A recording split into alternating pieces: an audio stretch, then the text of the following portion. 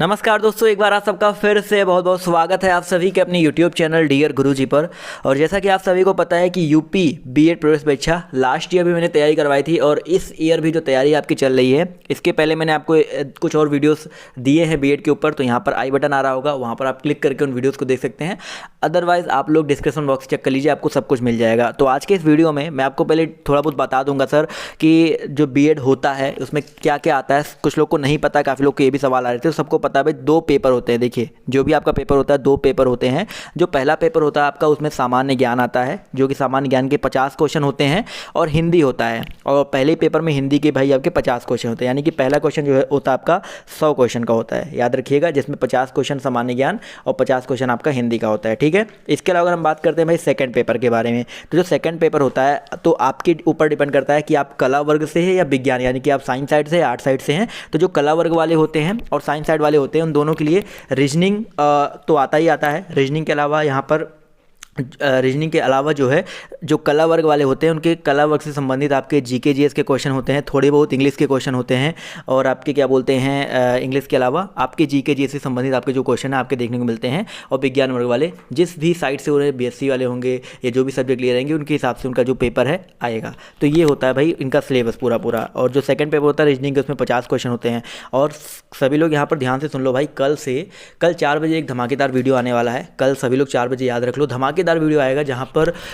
आप सभी के लिए बीएड के लिए, स्पेशली बीएड के लिए, देखिए मैं अकेले तो पढ़ाऊँगा, तो वो मतलब अकेले तो ये होता है ना कि अकेले पूरा अकेला चना जो है कब तक काम करेगा, यानी कि वही अकेला जो है कब तक मैं काम करूँगा। तो अभी आप सभी के लिए बहुत स्पेशल चीज़ आने वाली है। 2 से 3 टीचर रहेंगे और पूरा बैच कोर्स चलेगा, और बिल्कुल फ्री में, कोई भी पैसा वैसा नहीं लिया जाएगा उसका, और बिल्कुल फ्री में जो क्लास है चलने वाला है। तो कल 4 बजे वाला वीडियो जरूर देखिएगा और आपको पूरी डिटेल मिल जाएगी कि किस तरह से आपको जो क्लासेस हैं देखने को मिलेंगी। तो आज का ये वीडियो देख लो। आज की इस वीडियो में सामान्य ज्ञान के मैं कुछ क्वेश्चन लेकर के आया हूँ बीएड प्रवेश परीक्षा के लिए, जो कि 2019 में पेपर में आया हुआ था। वही सारे क्वेश्चन आपको देखने को मिलेंगे और एक आपको आइडिया लग जाएगा, और जब भी क्लास स्टार्ट होगा आपको पूरी जानकारी वहाँ पर मिल जाएगी। कल 4 बजे वाला वीडियो जरूर देखिएगा। तो पहला क्वेश्चन देखिए यहाँ पर क्या कह रहा है, ध्यान से देखिएगा क्या कह रहा है कि मातृ देवी की पूजा की सभ्यता से संबंधित है। क्वेश्चन नंबर फर्स्ट ध्यान से देखिए क्या कह रहा है, मातृ देवी की पूजा किस सभ्यता से संबंधित थी। तो याद रखिए दोस्तों, मातृ देवी की अगर हम बात करते हैं तो यहाँ पर सिंधु घाटी सभ्यता। तो ऑप्शन नंबर जो इसका सी है वो यहाँ पर बिल्कुल करेक्ट हो जाएगा। ठीक है दोस्तों, तो ऑप्शन जो इसका सी है यहाँ पर करेक्ट हो जाएगा। सिंधु घाटी की सभ्यता एक मातृ प्रधान सभ्यता थी, और इस सभ्यता के कई स्थलों में से मृण मूर्ति का प्रमाण भी मिला, इसी वजह से इसको मातृ देवी की पूजा से संबंधित माना जाता है। अगला क्वेश्चन देखिए क्या कह रहा है कि राजस्थान के माउंट आबू में स्थित दिलवाड़ा का जैन मंदिर किस धर्म के अनुयायियों द्वारा निर्मित किया गया था। तो जो माउंट आबू में स्थित दिलवाड़ा का जैन मंदिर, वो जैन के अनुयायियों, किसके द्वारा दोस्तों, दिलवाड़ा का जैन मंदिर उसको बोला जाता है। तो जैन यहाँ पर बहुत आसान है, देखिए जैन मंदिर दिया गया तो जैनियों द्वारा ही तो किया जाएगा। तो ऑप्शन जो इसका बी है यहाँ पर करेक्ट हो जाएगा। क्वेश्चन नंबर 3 देखिए क्या कह रहा है, बहुत ही आसान सा क्वेश्चन है, गीत गोविंद किसकी कृति है।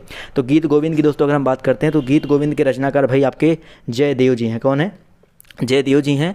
और इसके अलावा दोस्तों यहाँ पर लक्ष्मण सेन की राज्यसभा में जयदेव, पवनदूत के लेखक धोई और बहुत सारे जो लोग थे बेसिकली गीत गोविंद में जो है वर्णन किया गया है। तो इसकी कृति पूछा गया तो जयदेव यहाँ पर करेक्ट हो जाएगा।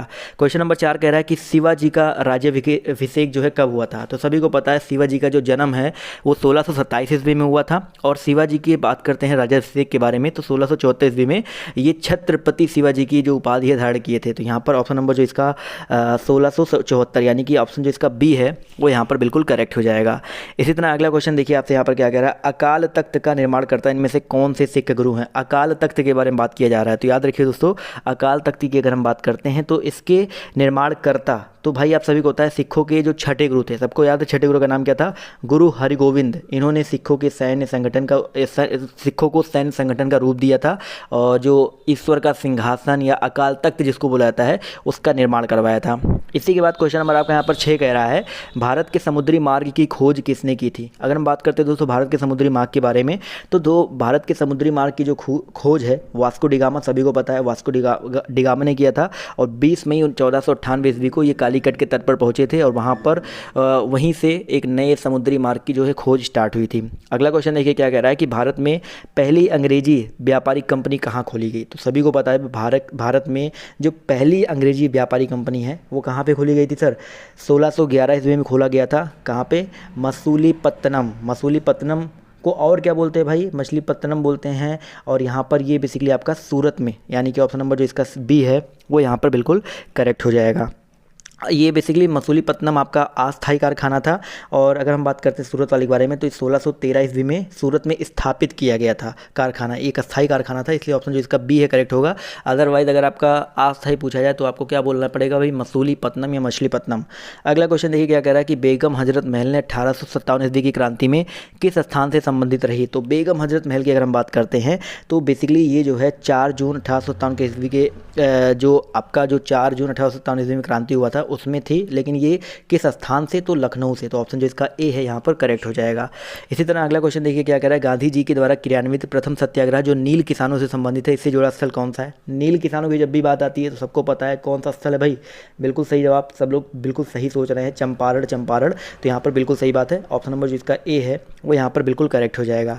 इसी तरह क्वेश्चन नंबर आपका 10 कह रहा है कि समाचार पत्र केसरी के संपादन किसने किया था। तो भैया 1881 ईस्वी में बाल गंगाधर तिलक जी ने। किसने, बाल गंगाधर तिलक यानी कि बीजी तिलक। तो ऑप्शन नंबर जो इसका बी है वो यहाँ पर करेक्ट हो जाएगा। 11 नंबर क्वेश्चन कह रहा है कि दांडी यात्रा की शुरुआत महात्मा गांधी जी ने कहाँ से की थी। तो अगर हम बात करते हैं भाई दांडी यात्रा के बारे में तो सबको पता होना चाहिए, दांडी यात्रा की जो शुरुआत है 12 मार्च 1930 ईस्वी को हुआ था और गांधी जी ने दांडी से, कहाँ से, दांडी से ही शुरुआत किया था। तो ऑप्शन नंबर जो इसका ए है वो यहाँ पर बिल्कुल करेक्ट हो जाएगा। क्लियर है दोस्तों। आते हैं अगले क्वेश्चन पर। तो देखिए क्या कह रहा है कि हमारे सौरमंडल का कौन सा ग्रह आकार में पृथ्वी के समान है।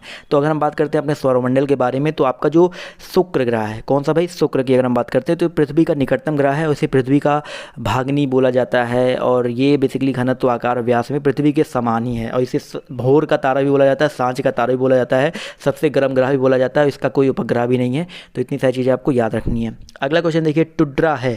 तो भाई अगर हम बात करते हैं टुड्रा के बारे में तो टुड्रा जो है एक रसियन शब्द है। टुड्रा क्या है आपका, एक रसियन शब्द है जिसका अर्थ है समतल दलदली मैदान। और ये जो है सदा बर्फ़ से ढका रहता है। तो याद रखिएगा यहाँ पर सदा बर्फ़ से ढका रहता है, तो यानी कि हम लोग कह सकते हैं यहाँ पर देखिए पर्णपाती दिया गया, शीत मरुस्थल दिया गया, उष्णकटिबंधीय दिया गया है और आपका यहाँ पर गर्म मरुस्थल दिया गया। तो इसमें देखा जाए तो जो करेक्ट आंसर हम मान सकते हैं भैया शीत मरुस्थल, क्योंकि हमेशा बर्फ़ से जो आपका ढका रहता है।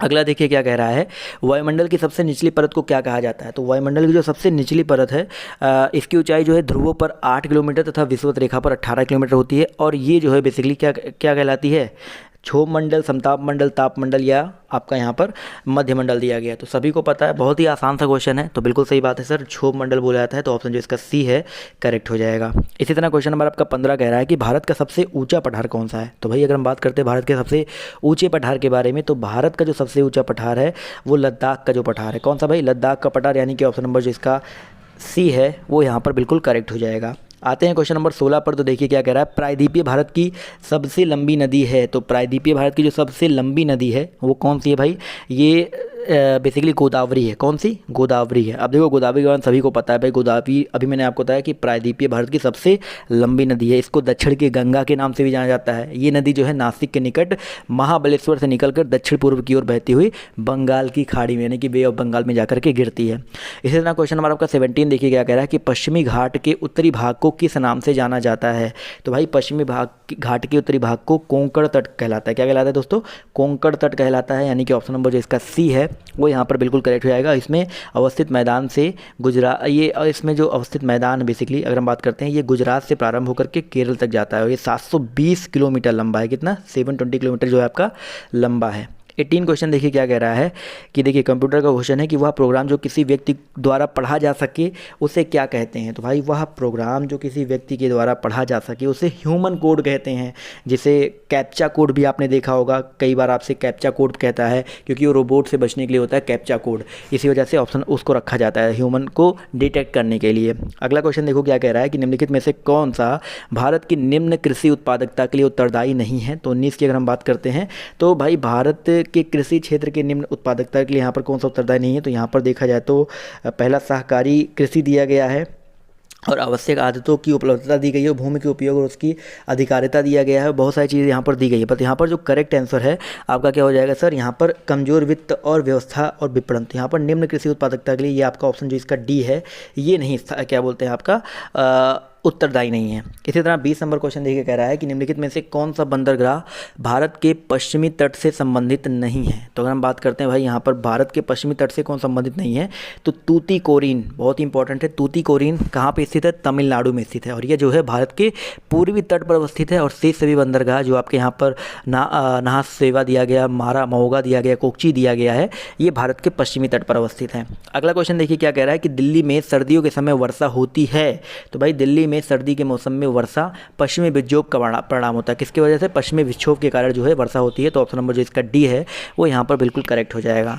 और अगला क्वेश्चन देखिए क्या कह रहा है, ध्यान से समझिएगा कि भाई सामूहिक उपभोग का अर्थ क्या है। सामूहिक उपभोग की बात किया जा रहा है, तो याद रखिएगा सामूहिक खपत का जो संबंध होता है, हम लोग उस खपत को कह सकते हैं जो किसी समूह के द्वारा किया जाता है। यानी कि यहाँ पर देखा जाए तो देश के नागरिक द्वारा लिखा गया है, व्यक्तित्व खपत दिया गया है। तो यहाँ पर अगर करेक्ट आंसर की हम बात करते हैं तो हम लोग कहेंगे भाई देश के नागरिक द्वारा जो की गई खपत है, क्योंकि ये समूह हो जाएगा, देश के नागरिक में कई सारे लोग आ जाएंगे इसी वजह से। आते हैं अगले क्वेश्चन पर। तो देखिए यहाँ पर क्या कह रहा है कि राष्ट्रीय आय को और किस नाम से जाना जाता है। तो भाई अगर हम बात करते हैं राष्ट्रीय आय के बारे में, तो राष्ट्रीय आय को हम लोग और बहुत सारे नामों से जानते हैं। जैसे कि यहाँ पर 23 की अगर हम बात करते हैं तो यहाँ पर हम देखिए जीएनपी दिया गया साधन लागत पर दर, जीएनपी दिया गया बाजार कीमत पर, और एनएनपी दिया गया साधन लागत पर, और एनएनपी दिया गया बाजार कीमत पर। तो इसका जो करेक्ट आंसर है दोस्तों आपका क्या हो जाएगा, एनएनपी साधन लागत पर। ठीक है, तो आप साधन लागत पर यानी कि नेट नेशनल प्रोडक्ट को जो कि साधन लागत पर, इसको राष्ट्रीय आय के नाम से भी जाना जाता है। ठीक है, अगला क्वेश्चन देखिए क्या कह रहा है कि भारत में राज्यों के लिए राजस्व का सर्वाधिक महत्वपूर्ण स्रोत निम्न में से क्या है। तो देखिए काफ़ी सारे क्वेश्चन आपके अर्थव्यवस्था से पूछे गए हैं। तो यहाँ पर 24 का जो करेक्ट आंसर आप देखिए क्या हो जाएगा। यहाँ पर कह रहा है कि भारत में राज्यों के लिए राजस्व का सर्वाधिक महत्वपूर्ण स्रोत क्या है। राजस्व राज्य के लिए पूछ रहा है ना, तो 24 का जो करेक्ट आंसर है आप लोग भी गेस कर सकते हो क्या हो जाएगा सर, बिक्री कर दिया गया, यहाँ पर सेल टैक्स दिया गया है, और यहाँ पर कंपनी कर दिया गया। तो यहाँ पर बिक्री कर जो है ज़्यादा करेक्ट हो जाएगा, क्योंकि मैंने आपको पहले ही बता रखा है कंपनी कर और जो आयकर है वो आपके केंद्रीय सरकार द्वारा लगाए जाते हैं, तो इसलिए ये तो आपका वैसे ही कर जाएगा। समझ में आ गया ना। इसके बाद कंपनी कर, और इसके अलावा यहाँ पर उत्पाद शुल्क दिया गया और बिक्री कर दिया गया है। तो यहाँ पर कंपनी कर और आयकर हमने बता ही दिया, ये प्रत्यक्ष कर की श्रेणी में आते हैं। और यहाँ पर उत्पादन शुल्क की बात करते हैं और बात करते हैं बिक्री कर के बारे में, ये केंद्र और राज्य दोनों सरकारों द्वारा लगाए जाते हैं, और राज्य सरकार को जो सर्वाधिक आय की प्राप्त होती है वो बिक्री कर के द्वारा ही होती है।